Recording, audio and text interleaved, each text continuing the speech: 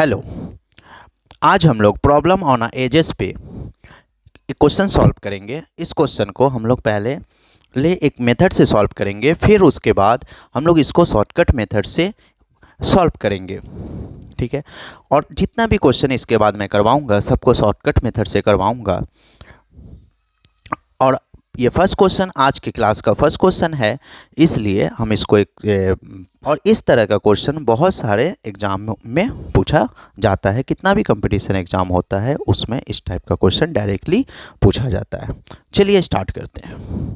देखिए, इस क्वेश्चन में कहा गया है कि the present age of A and B. अगर दो पर्सन है, एक का नाम ए है और बी है, उसका एज 6:5 है।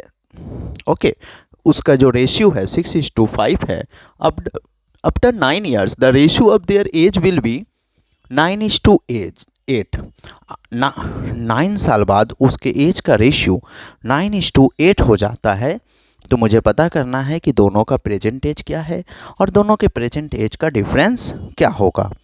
पहले हम लोग एक नॉर्मली मेथड से इसको सॉल्व करते हैं, राइट। तो नॉर्मली मेथड से सॉल्व करने का रूल है कि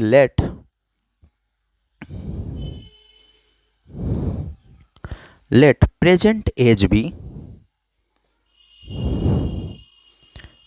6x एंड 5x। जो भी रेशियो रहता है उसको हम कोई वेरिएबल से मल्टीप्लाई कर देते हैं और प्रेजेंट एज हम लोग फाइंड कर लेते हैं। एंड नाउ आफ्टर 9 years, अगर 9 years देखा जाए तो एज ऑफ ए का जो एज होगा वो हो जाएगा 6x + 9 and as of B वो हो जाएगा आपका 5x + 9।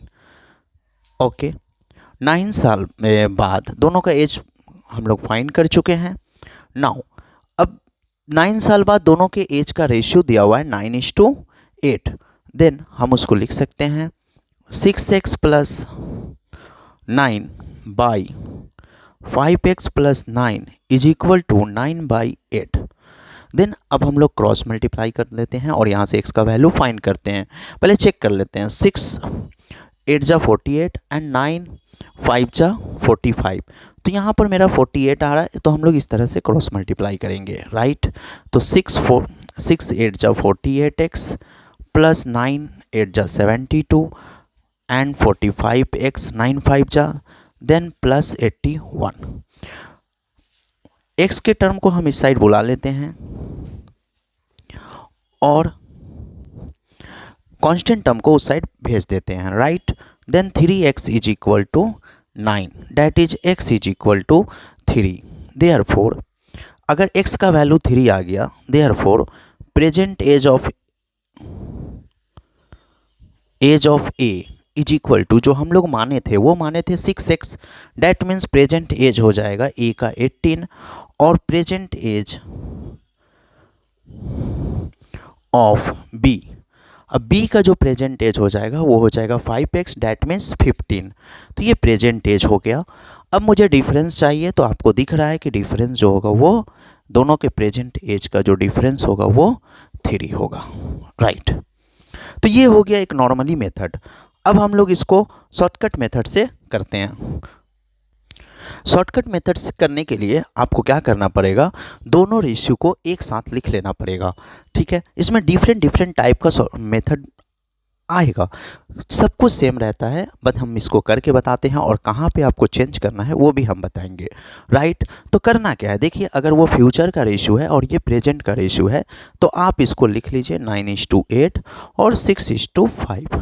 हमेशा जो टेंस में एक टेंस आगे होता है उसको आप हमेशा ऊपर रखिए और जो एक टेंस पीछे होता है उसको आप नीचे रखिए, राइट।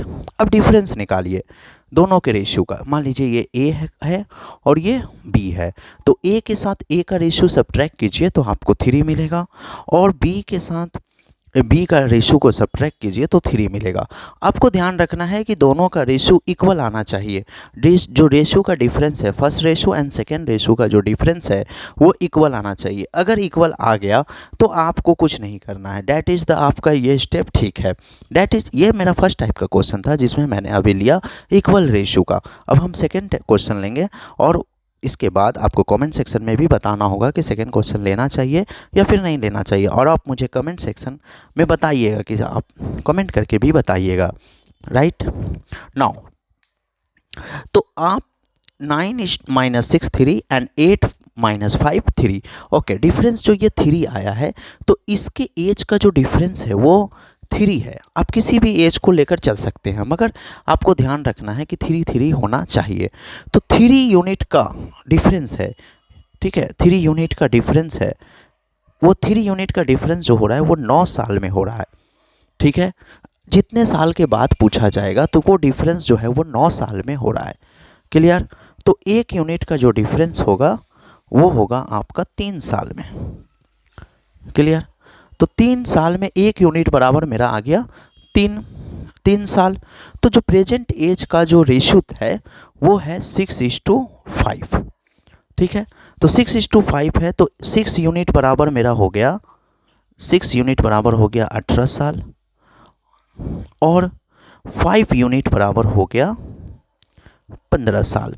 तो इस तरह से आप शॉर्टकट मेथड से डायरेक्टली किसी भी क्वेश्चन को सॉल्व कर सकते हैं, और मेरा डिफरेंस हो गया 3 साल। ओके, होप आपको समझ में आया होगा। Thank you.